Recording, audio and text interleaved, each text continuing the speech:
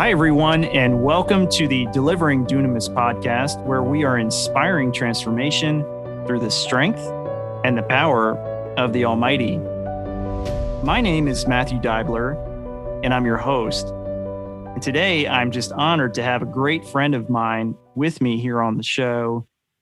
She and I had the opportunity to meet, I don't know how many years it goes back now. We met through social media. We actually grew up in the same small town in Pennsylvania, and a mutual friend connected us through social. And I knew that there was something special about this woman from the time that we first started interacting. There was just something about her. I knew that God had a very powerful purpose in mind for her future. And so I just, kind of allowed our connection to evolve. And then when this platform became available, she came front of mind very quickly. I just knew that I had to invite her on as a guest to tell her story. So Laura Arnold, thank you so much for joining us on the show. Laura, I'd like for you to just say hello and maybe tell us where you're from, what you do. Give us a little bit about yourself. Hi, Matt. Thanks for having me, and thank you for those kind words. I live in Hamburg, Pennsylvania. I work for a direct marketing company, and I also do healing work through massage therapy.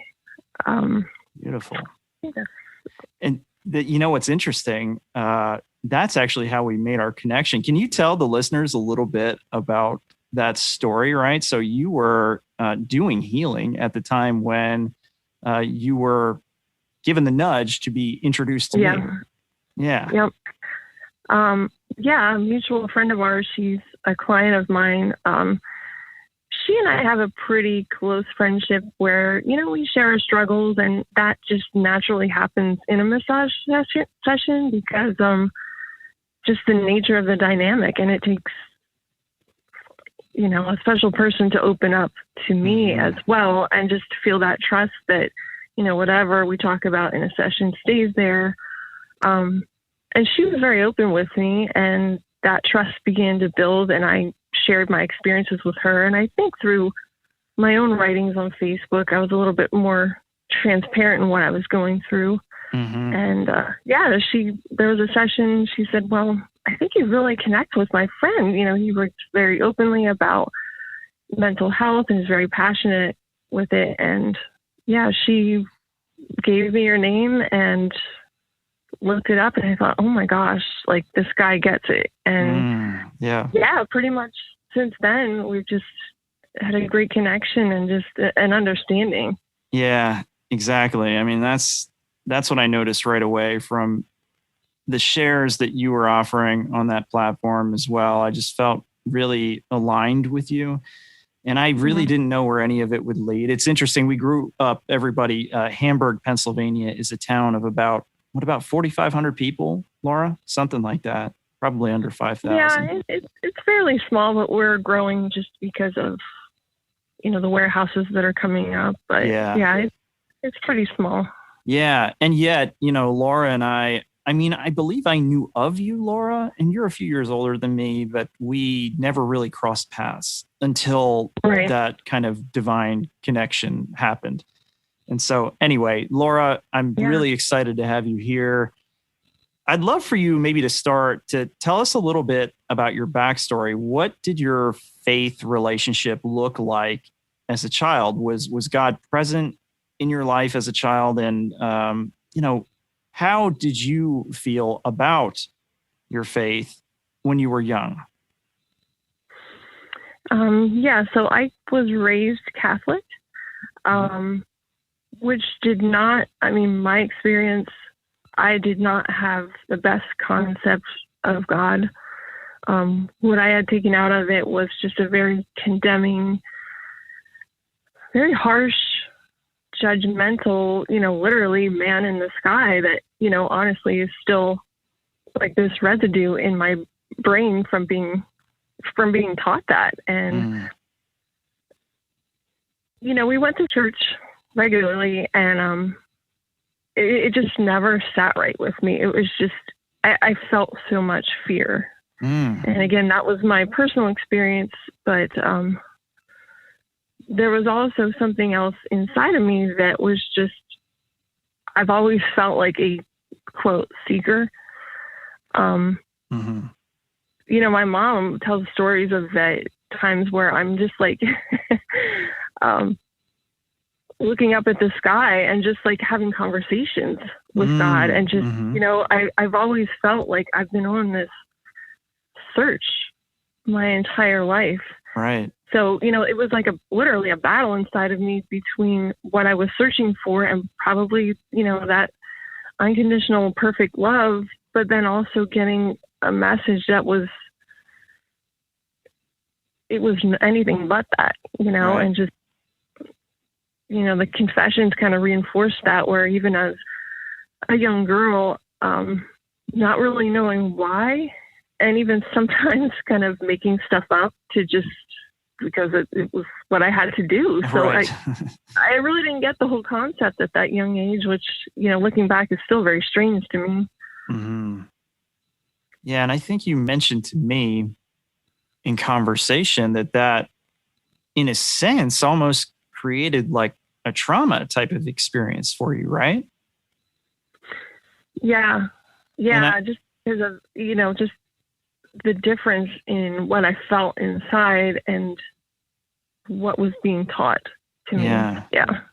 And we know that, you know, trauma obviously creates barriers, really. I mean, what I've learned through my own personal journey and listening to testimonies from other individuals that I've had the opportunity to meet and even interview is that, you know, when we go through that type of trauma and we feel the powerful negative emotions associated with it, it really creates a bit of a wall, not only in like our personal relationships, but I think spiritually it's difficult too.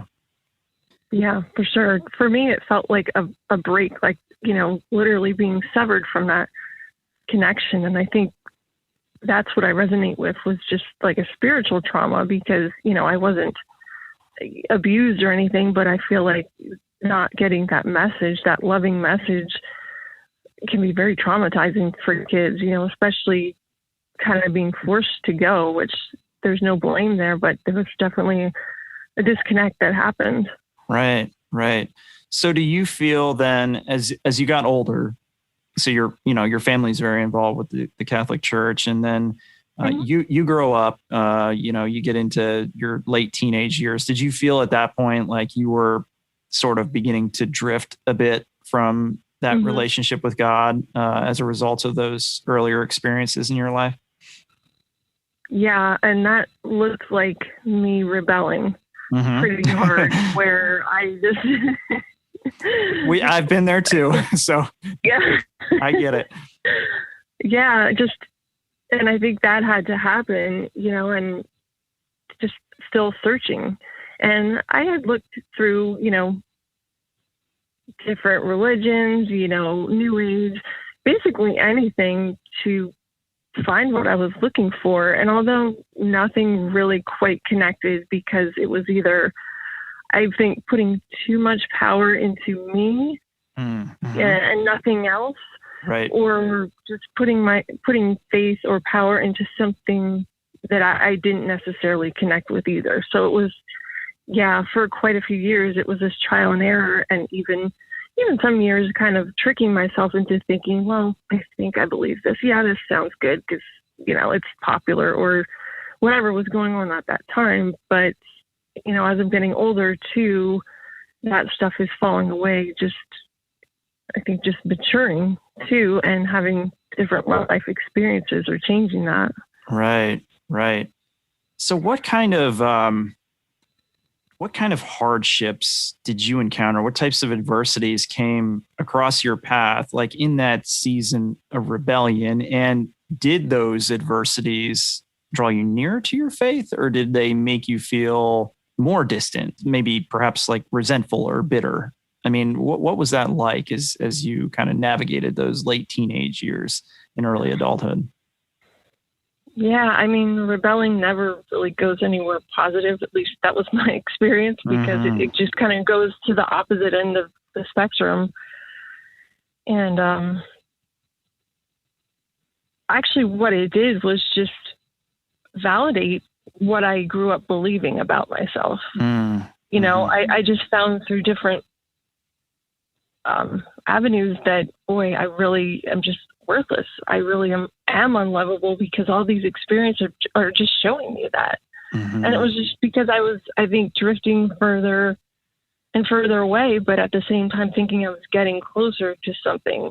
And, you know, I can look back and see at the results of those choices. And yeah, it only served as this validation that I'm just this horrible person, and that God does not love me, and he's still up there in the sky watching and judging and waiting for me to, you know, mess up.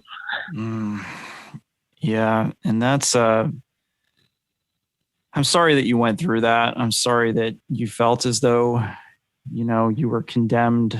I'm sorry that you weren't able to feel that perfect love. I know for me, I experienced that too. I felt great shame in who I was. And it was honestly the pressure to really conceal my identity that led me into great captivity in those seasons of my life too. I just, and it was because I really didn't feel like I could be who, you know, I couldn't really reveal what was going on underneath the surface of my skin. I didn't want the world to see that, you know, and, in doing so, I felt like I would be judged, and you know, I would have put God on that same level. Like there were often times, Laura, I'll tell you this, that you know, I experienced obsessive compulsive disorder, and that was the first real encounter with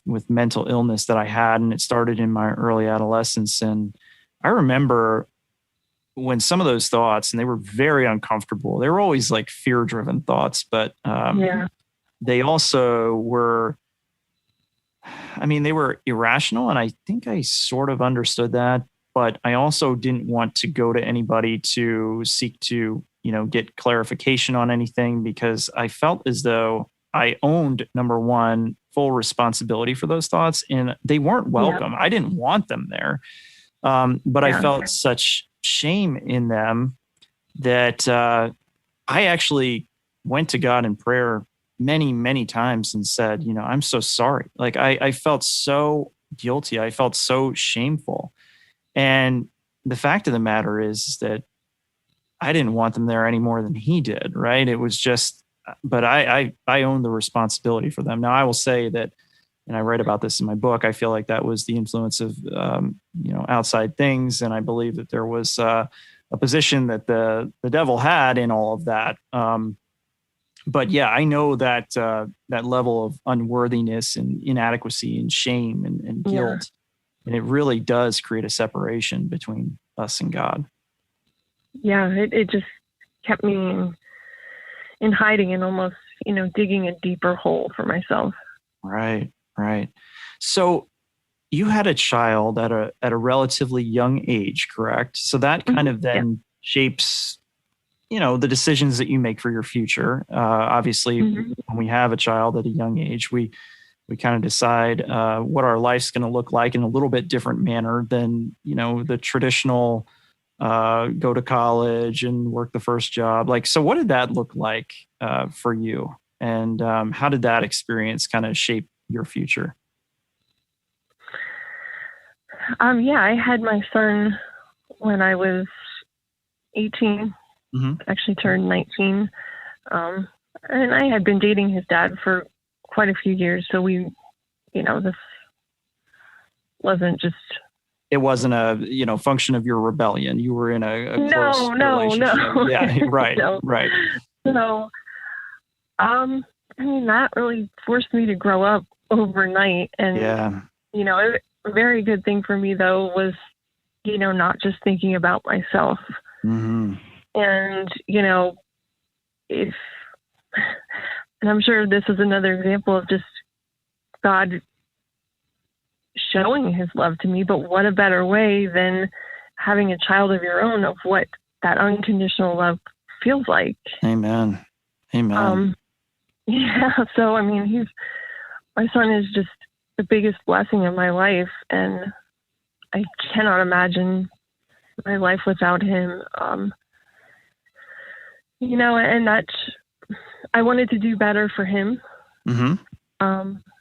But the whole time I didn't understand the giant that was in front of me, and that was mental illness. The whole time doing what I thought was the best for everybody. But it was just like the elephant in the room that I never saw and was never confronted with.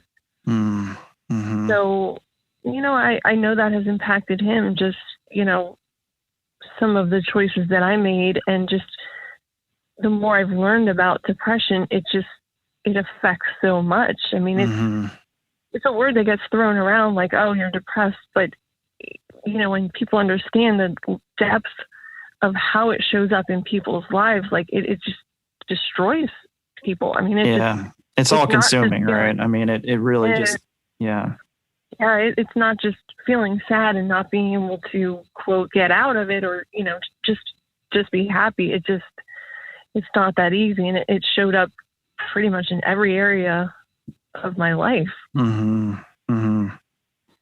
Mm-hmm.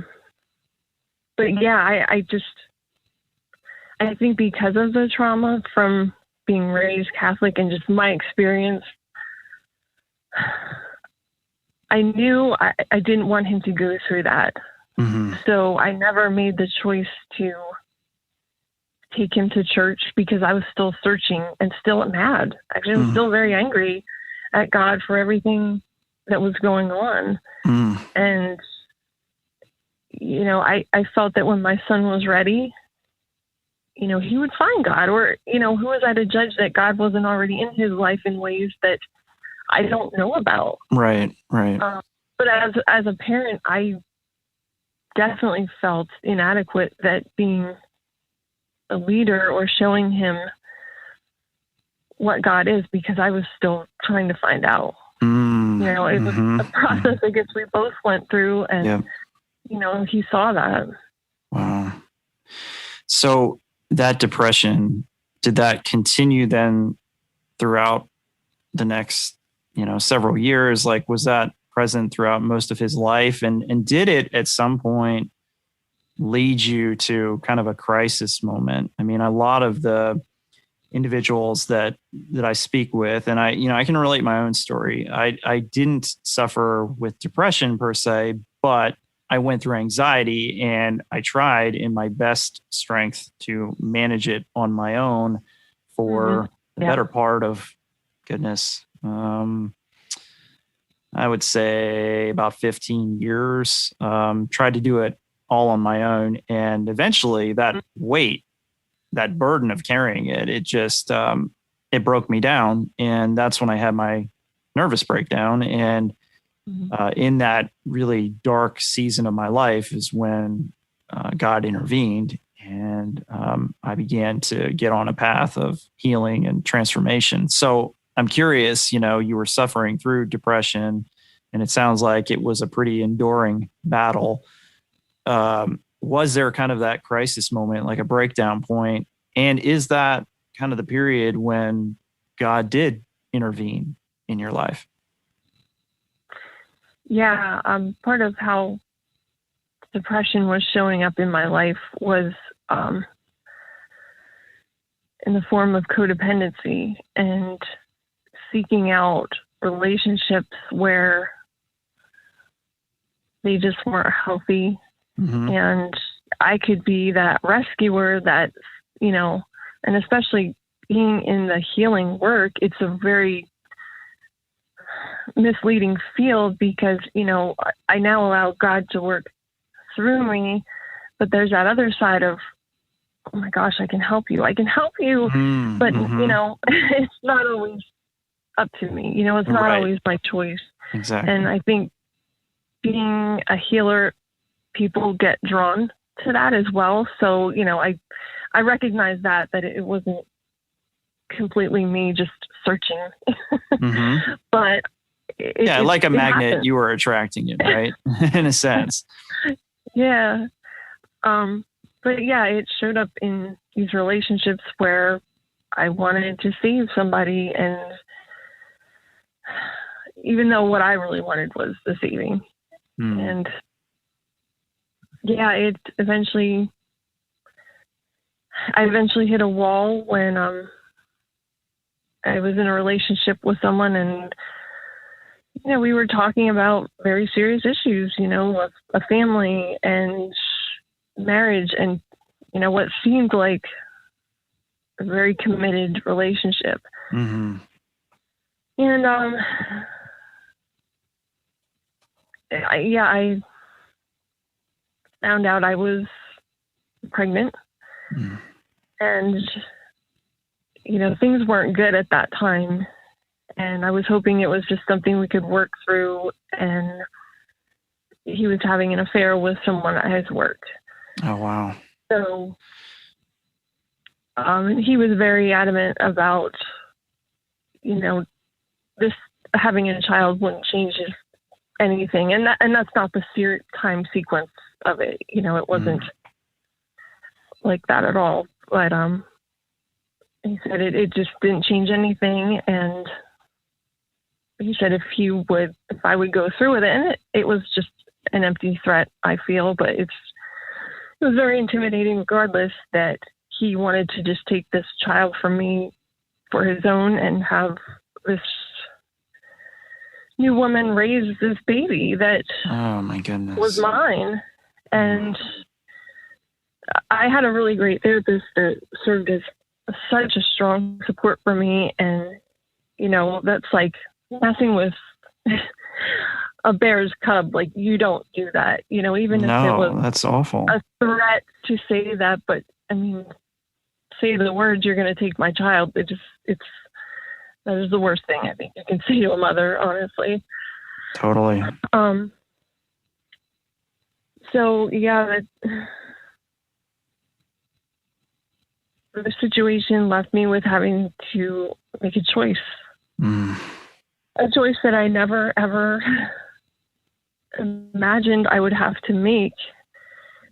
And, I just went back and forth between my choices, and, my upbringing had a lot to do with that I could not possibly even think of not having this child because of how I was raised, and, just all that fear that how could I be in this situation? So it was that anger again, which,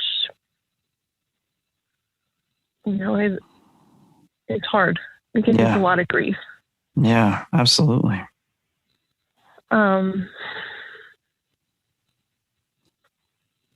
Yeah, and I ultimately made the decision to not keep the baby. And it's something that weighs heavily on my mind. But in making that choice, I thought it was too much, just my life up to that point, and this definitely being a breaking point where I thought, I'm just completely worthless and there's no going back from this, and just feeling at that point like a burden, that nothing good was going to come out of this, and, fearing, I guess, the repercussions from God, I thought was way worse. Right. So before having to make that decision, I actually had a plan to end my life. Oh my goodness. That is, in the mental health field, that is very serious because a lot of people will talk about it, and of course they want to be out of their pain and suffering, but that's about where it ends. Right. But the scary part is when there's an actual plan and it's detailed as if, the decision has been made. Right. And I had that plan, and it scared me because I have a son, and I knew what that would do to him because I had lost someone from suicide as well. And also at the same time, I was being selfish and thinking, well, I'm in so much pain, he'll understand. And I even wrote him a note. So it was very serious for me. Wow. I was home alone that night, and had this plan, had this letter, and I had gone out on my back porch to just, I don't know, make peace with what my life was, where I was at. And I had some pretty dark thoughts, and, I thought, this is it. This is the end of my story. But I was sitting on a chair, and I felt this presence to the right of me that I can only describe as this figure of warmth and love, and just this glowing white with a pink kind of outline to it of this unconditional love that I have never, ever felt in my life. And I just heard him say, there is nothing that I can do to separate myself from that love. Even in that moment of wanting to end my own life, and the decision to not have this child and still have this love that no matter what, I could not sever that ever. And it still impacts me to this day, obviously, because I can't tell this story without getting very emotional, because I still feel that very strongly, even if I just imagine the scenario, and it's still very vivid for me. That is so moving, Laura. I feel like I can barely bring the words to speak. I've got such a lump in my throat. Oh, my goodness. And I want our listeners to know that perfect love exists for all of us. If not everyone has had the type of experience that Laura has, but I want you to know that you are all God's children, every single one of you. And you may feel unworthy or inadequate, but God does not see that. His love is perfect and enduring and patient and kind and just compassionate. And it's so far beyond anything that we can comprehend in our natural minds. It's just absolute perfection. If you've ever had the opportunity to come into a direct encounter with it, like Laura, I mean, it just sends goosebumps all over your body. It brings you to tears when you try to describe it, right?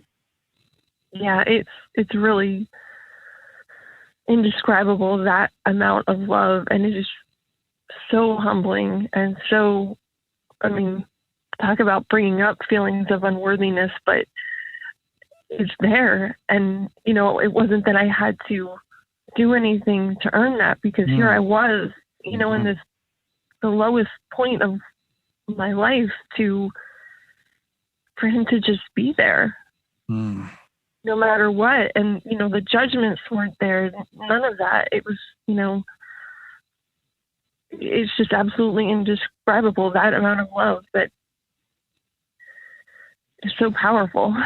Oh, wow. So that intervention essentially saved your life. That was the night that you were planning to take your life. And so what happened then? What was your reaction? Did you just sit in awe of this moment? I mean, how long was it with you, and what transpired after that moment?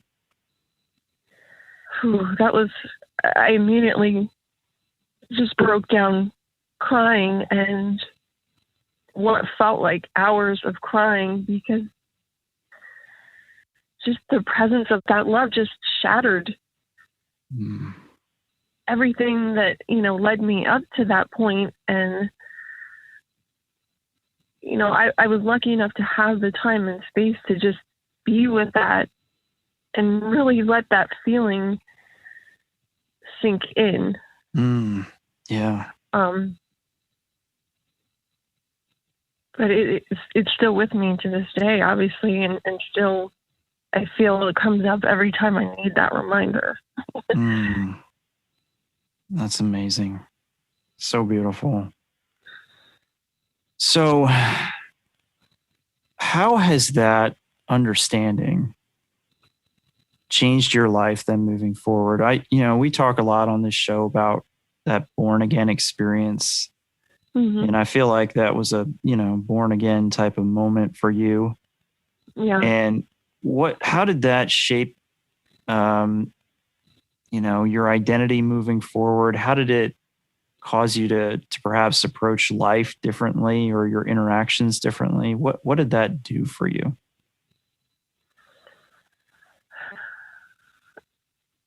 I'm still working on that because the unworthiness part, I think, is what is a major block from really, really receiving that. Although I've come a long way, but these experiences in my life have just shown me that I can't judge anybody. And in the world, there's such horrible things that happen and things that we don't understand. But I think it's so easy to judge because, social media, the news, everything just shows a little, like, tiny snapshot of people. And it's very easy to judge others, but I don't think that is what we're here to do.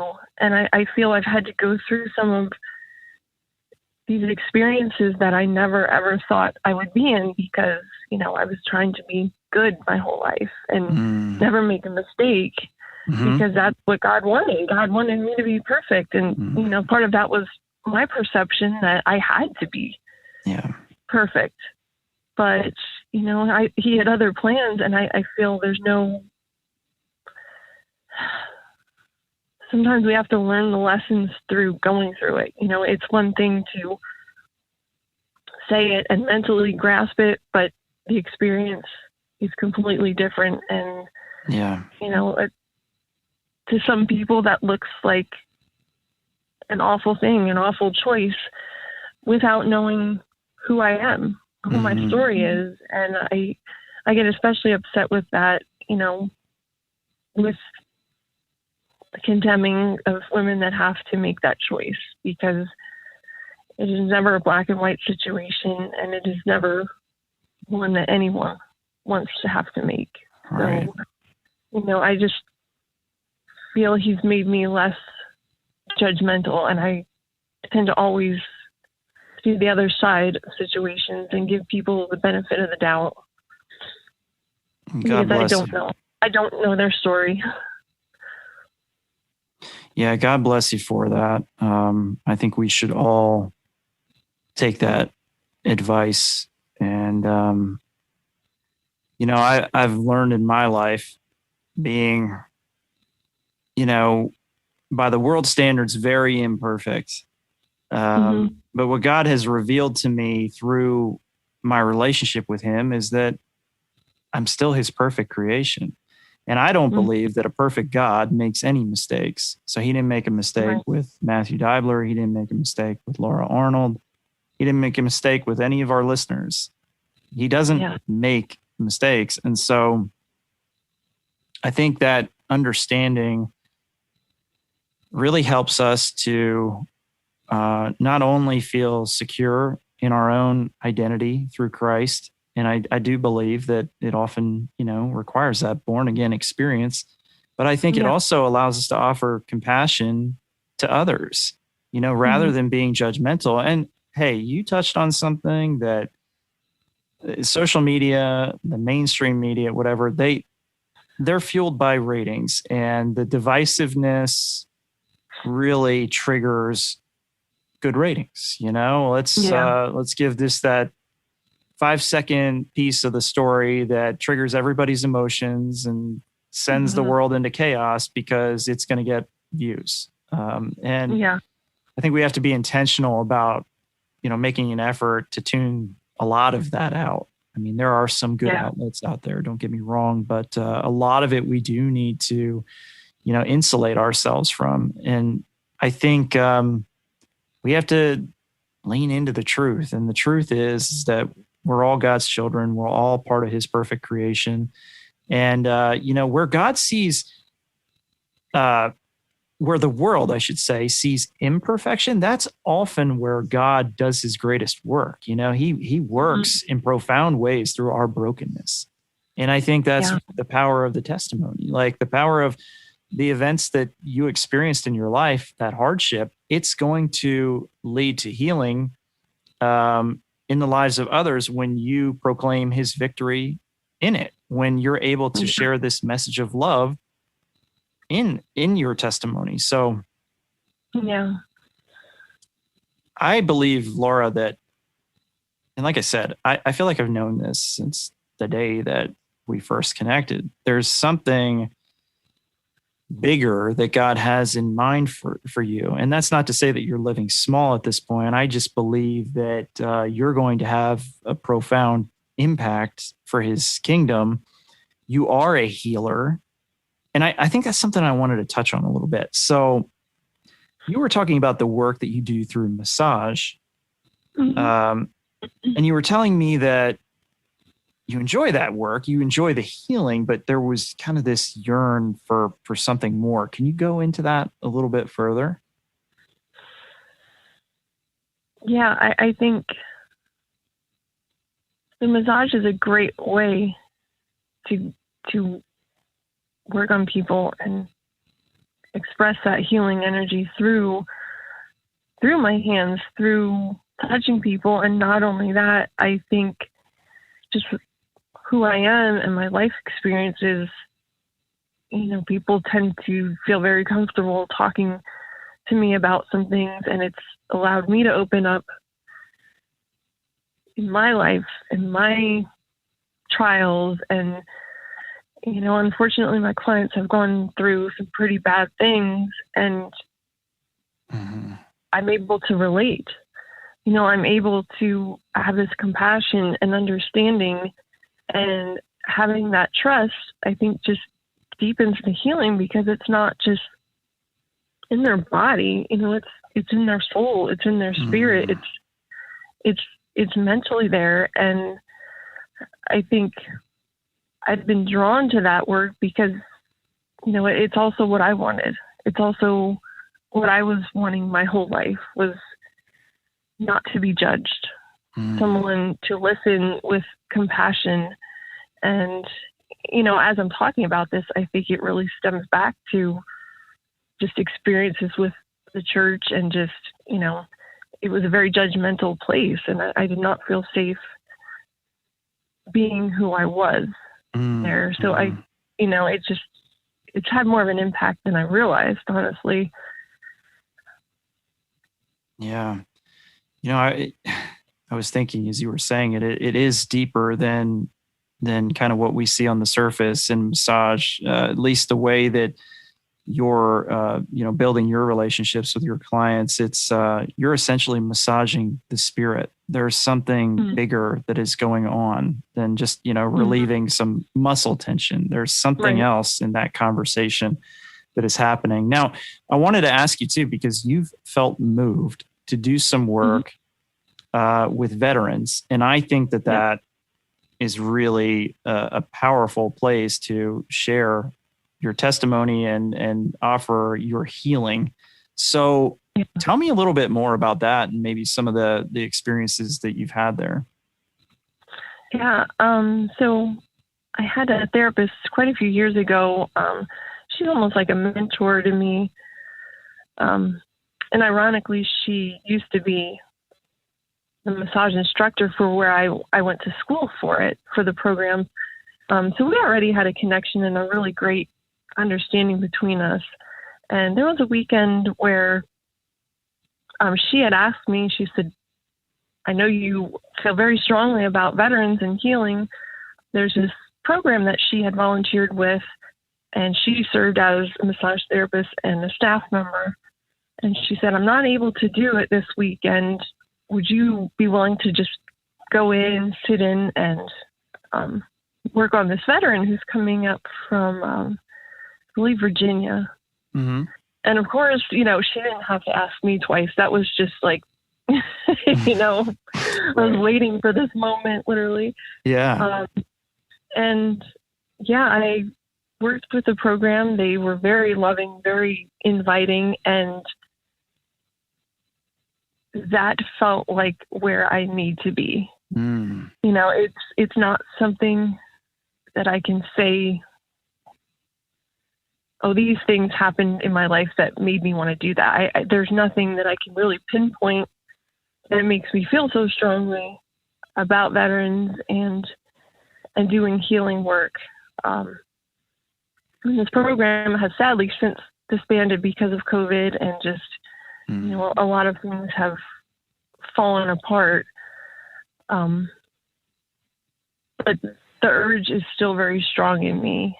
And also, unfortunately, from COVID, I did close my massage practice. Been doing it for 11 years, supporting myself that way and my son, and honestly had reached a point where I was just mentally drained and physically, spiritually, basically, all of that. And when COVID hit, it just hit my mental health extremely bad, where I think it was another situation where it had to happen. It had to get that bad where I was able to get help. Mm-hmm. And, being in healing field, I was never one to run to medication. Mm-hmm. But I found a really great doctor. I had a really great experience where I was actually given a diagnosis of depression, anxiety, and bipolar, and was able to get the proper treatment. Mm-hmm. And, I'm very spiritual, but I also believe that we need to get help when we need it, and I, for years, had warded off any kind of help from doctors because I thought, well, that's not very spiritual of me. That's not very, trusting of me, but at the same time I was suffering. And, and I actually prayed for a great support system and a good doctor, a better doctor, who I had been dealing with. And it led me to this woman who was right out of med school, felt very strongly about mental health. And, she sat with me for about 45 minutes, just talking and getting to know me. And through her, which is another blessing, that I was able to get on the right type of medication to just help me function. Mm-hmm. And it's, I know myself enough that it's something that I check in regularly on, that it's not, it may just be a temporary thing to get me through, what was happening through COVID and having to close my business, which really.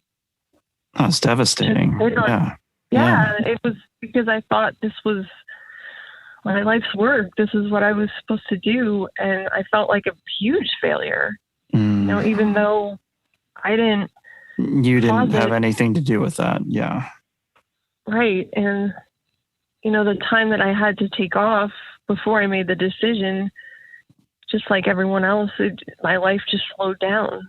And I connected again with my son, and, the walks, the meals that we had together, it was the break that I didn't know I needed. Yeah. And you know what? I think that's beautiful, because that's happened in the lives of many of us as a result of COVID. Mm-hmm. So everybody kind of looks at 2020 and they say, it's like, oh goodness, thank God that's in the rear view, right? Yeah. But in reality, there was an opportunity for many people. And yes, in many cases, it was through adversity, the loss of a job or a business. I lost my employment, my 9-to-5 employment due to COVID-19 in June of 2020.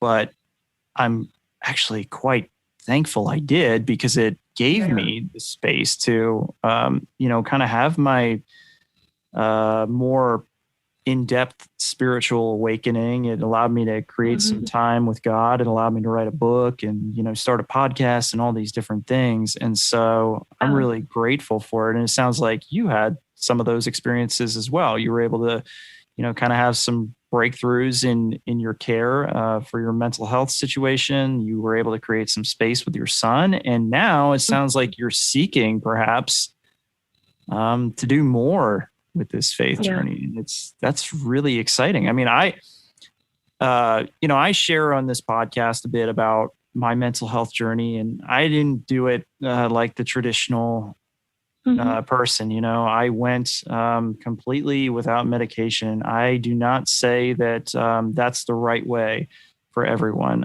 It's very unique, and in many ways it was painful. I learned a lot from that experience. But I think, having the courage to seek treatment when you need it is so meaningful. And, like you said, you may not need it for your entire life. It may just help you through a season, but it's going to create the space for you to find clarity and to slow things down a bit so that, you can put your steps on the proper path moving forward. Right. Yeah. So, yeah. It was what I needed at the time. And for now, it was a big setback to have to close my business. But at the same time, like you were saying, it was that reset in that space to think, what do I really want and what's going to come out of this? And I don't have a clear picture yet, but I do know before making that decision, I had always felt this urge to want to go deeper with my clients and really, reach on a different level. Although massage is a great way of doing that, I felt my life experiences just built me up for more. And I, like I said, I don't know what that is yet. I slowly piecing it together. And when you and I had talked before, it's just a step-by-step process. Yeah, well, that's honestly, Laura, what I love about this story too, is that it's still evolving. And so that's where most of us are at, in reality, nobody has arrived. We're always growing. I mean, this spiritual journey that we're on, it's always evolving and changing. And I mean, honestly, I live my life 24 hours at a time, not knowing exactly what the next month is even going to look like, let alone like the next year or 5 or 10 years. So I connect with that. And I believe that our listeners are going to be inspired by your message. Number one, the message of God's love is just incredibly touching and powerful. And your redemption story is beautiful. And now you're feeling called in some way, shape, or form to take on perhaps a larger role for his kingdom. You're not exactly sure what it is yet. But I believe that this is kind of the power of this platform too. And I want to highlight people like yourself so that, because here's my position. If you're sharing your testimony, I believe that you are empowering God's will. I believe that you just released the dunamis on our listeners today. And I believe that he's going to give you clarity out of this experience. And I believe that perhaps a door will open for you as a result of this experience. And I don't know that means that, somebody is going to call you and say, hey, Laura, I need you to have a conversation with me because there's a business opportunity that we should talk about. Or if it's just a door that opens like in your healing And, you know, I know that you mentioned you still feel unworthy at times. You still feel maybe inadequate at times. And that veil is what I believe, you know, sharing our testimony allows us to remove. Like we're able to take that, toss it to the side and be free and truly live in our new identity in Christ. And I just pray that God does amazing things with you. I think he already is. And I'm so excited to, you know, find out where your journey goes. It's a blessing to call you a friend. And I love our conversations. I love that our listeners now get to hear a bit of your story. And when you do take those steps forward boldly in faith, which you will, I invite you to come back and share, you know, that journey with us again, because you're amazing. And I think you're going to do tremendous things with your life moving forward. Thank you so much. And I would definitely come back. Beautiful.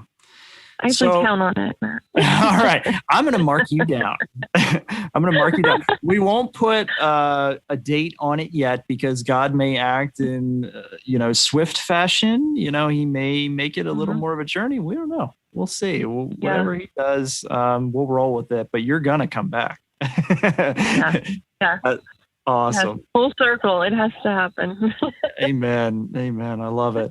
So normally at the end of these interviews, Laura, I like to give people the opportunity to, you know, share where you can be found, right? So if you've got a social media platform that you use, one more than the other, or an email address or whatever, I like to give our listeners the opportunity to connect with our people and, you know, maybe pick your brain for all the amazing wisdom that you dropped on us today. Yeah, absolutely.